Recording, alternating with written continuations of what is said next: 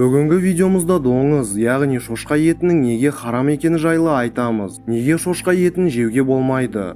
Шошқа етін жесе не болады? Барлығын ғылыми, медициналық және таза фактілермен көрсетеміз. Бірақ бұл мәліметтерді келтірместен бұрын видеомызды Алла тағаланың сөздерінен бастасақ жөн болады. Алла қасиетті Құранда Мұхаммед былай деп айтты: маған уахи етілгендердің ішінен жеушілер үшін жеуге арам болған нәрселерді таппадым. Бірақ өлексе, аққан қан, доңыз еті бұл нақ нәжіс және күнәлі болып саналады. Шошқа адамдармен қолға үйретілген жануарлардың арасындағы ең лас және түрлі бактериялар мен ауруларға толысы болып келеді. Шошқаның еті токсиндерге толы болуына бірнеше себеп бар. Оның ең маңыздысы шошқаның ас қорыту жүйесімен байланысты. Шошқа нәжіс жеуші жануар болып саналады. Ол тек өзінен шыққан нәжісті емес, солай өзге жануарлар мен және адамдардан шыққан қалдықтарды жейді. Дәретханалары жоқ елдерде шошқаны табиғи санитар ретінде қолданады. Яғни олар нәжіс жеуші атауларына толықтай сай келеді. Шошқа тек нәжіспен емес, солай бұзылған, шіріген, қоқыс заттармен қоректенеді. Сиырдың ағзасына желінгенді қорыту үшін бір тәулік кететін болса, шошқаға ол үшін 4 сағатта жеткілікті. Доңыздардың ас қорыту жүйесі солай жаратылған. Тез жеу, тез шығару. Дәл сол үшін шошқаның ағзасына лас тағамдармен бірге кірген паразит, бактериялар мен құрттар қорытылмай шошқаның еті мен май қабаттарында қалады. Оның үстіне шошқаларда терлеу бездері болмайды. Ол дегеніміз сол ет пен май қабаттарында пайда болған бактериялар мен токсиндер ешқайда кетпей көбейеді деген сөз. Тіпті тек таза тағамдармен қоректенетін шошқа фермаларындағы доңыздардың еті адам ағзасына өте қауіпті токсиндер мен бактерияларға толы. Шошқаның етіндегі паразиттер пісіргеннен немесе қуырғаннан ешқайда жойылмайды. Ол еттегі бактериялар түрлі вирустар мен инфекцияларды тудырады. Өткізілген зерттеулер бүкіл әлемді таңғалдырды. Шошқа етін жеген әр адамның ағзасы паразиттердің мекеніне айналған болып шықты. Шошқа цепені, яғни шошқа таспа құрты.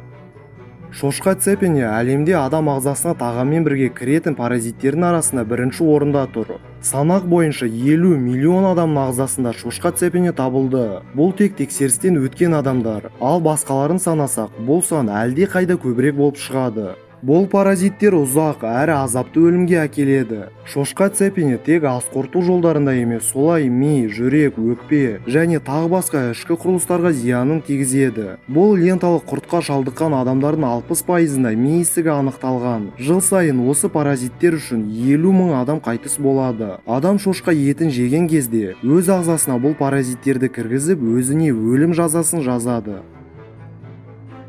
Шошқа цепені бүкіл адамзатқа қауіп төндіруде. Ол адам миына бастап барлық жерлеріне оңайлықпен тесіп өте алады. Цепен құрты адам ағзасында 2 метрден 7 метрге дейін өсіп 25 жылға дейін өмір сүре алады. Бұл паразиттердің миға әкелетін зардабын компьютерлік томографиядан анық көрсе болады. Шошқа етін жейтін адамның миы құрттардың салдарынан осындай тесік болып, ісіктің және тағы басқа ми ауруларына әкеп соғады. Мидың созылмалы аурулары мен эпилепсия, яғни қояншық ауруларына цепен паразиті себеп болуы мүмкін. Қояншық дертіне шалдыққан 50 миллион адамның едәуір бөлігінде шошқа таспа құрты табылған. Нейроцистициркоз – бұл шошқа цепен жұмыртқаларының ағзаға кіріп кетуі. Нейроцистициркозбен доңыз етін жемей-ақ ауырып қалса болады. Қалай дейсіз бе? Шошқа таспа құртына шалдыққан адаммен қарым-қатынаста болсаңыз, немесе сол адам сізге тағам әзірлеп берсе, нейроцистициркозбен оңайлықпен ауырып қалса болады. Бастың жиі ауруы, ми ісігі, бас айналу, депрессия, аневризма, діріл, неврологиялық аурулар және барлық ішкі құрылыстардың зақымдалуы мен өлім. Осының барлығы шошқа еті зиян екеніне дәлел емес пе? Достар, біз доңыз етіндегі тек бір паразит жайлы айттық, ал ондайлардың түр-түрі шошқаның етінде жетерлік. Шошқа етінде цепеннен басқа трихинелл құрттары да болады. Трихинелл құрттары трихинеллез инфекциясын тудырады. Қазір әлемде трихинеллезбен 1 миллиард адам ауырып жүр. Олардың тура жартысы шошқа етін жеп трихинеллезға шалдыққан. Етті пісіру, қуыру, тұздау, сүрлеу паразиттердің кетуіне еш әсер етпейді. Трихинеллез адамдардың шектерінде пайда болып, ағзаға кеңінен тарайды. Ол да басқа паразиттер ұқсап көптеген ауруларды тудырады. Құрт ағзаның кез келген жеріне өтіп, ісіктен бастап өлімге дейін жеткізуі мүмкін. Басқандай паразиттер мен ірі көп жасушалы организмдерде шошқаның етінде табылған. Астрица мен аскарида қауіпті паразиттермен де шошқаның етін жеген кезде оңайлықпен ауырып қалса болады. Адам өміріне қауіпті 10 шақты бактериялар мен инфекциялар тек доңыз етінде кездеседі. Қалай таза өсіріп пісірілмесе де, олар ешқайда кетпейді.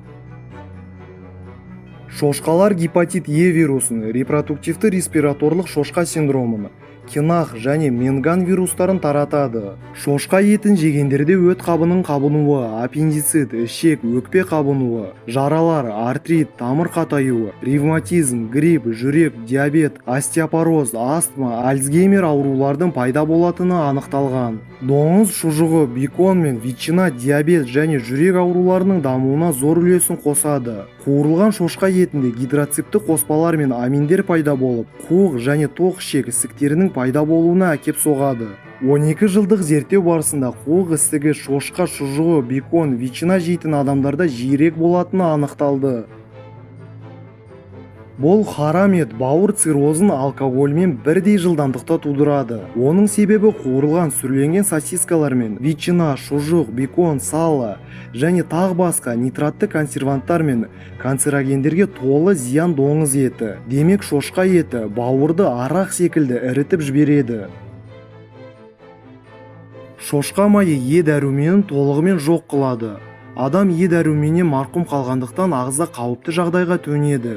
Е дәрумен ұсқандығынан еркектерде бедеулікті, әйелдерде бала түсігін тудырады.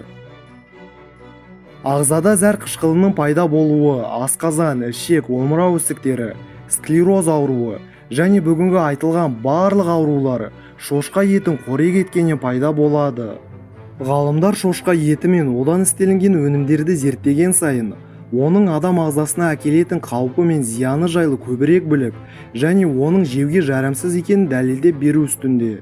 Бүгін медицина адамға ең көп зиян тигізетін және ауруларды тудыратын ет ол шошқа еті екенін сенімді айта алады. Оны қалай таза өсіріп, пісіріп, қуырып сүрлемесе де, қандай түрінде жемесе де, доңыз еті ағзаға өте қауіпті. Алла бізге халал еткен нәрселерінің әрбірі жақсы болып саналады, әрі адам баласының ағзасы мен дініне пайдалы. Ал әрбір харам еткен нәрселері лас есептеледі, әрі адам баласының ағзасы мен дініне зиян келтіреді. Достар, бұл видеоны әр мұсылман адам көру керек деп ойлаймыз. Сондықтан видеоның таралуына көмек етіп, лайк басып, әлеуметтік желілердегі достары мен туыстарыңызға таратыңыз. ВКонтакте, WhatsApp, басқа сайттар болсын. Тіпті жай ғана сөзбен таратсаңыз да болады. Әрине, Пазл каналына жазылып, міне мына жердегі қоңыраушаны басуға ұмытпаңыз. Сонда біздің жаңа шығып жатқан видеоларымызды ешқашан өткізіп алмайсыз. Ал біздің тобымызға, басқа YouTube арналарымыз бен Instagramымызға сілтемелер сипаттамада және бірінші комментарийде. Барлық жерлерге тіркеліп, әрдайым бізбен бірге болыңыз. Бүгінге осы. Пазлға жазыл.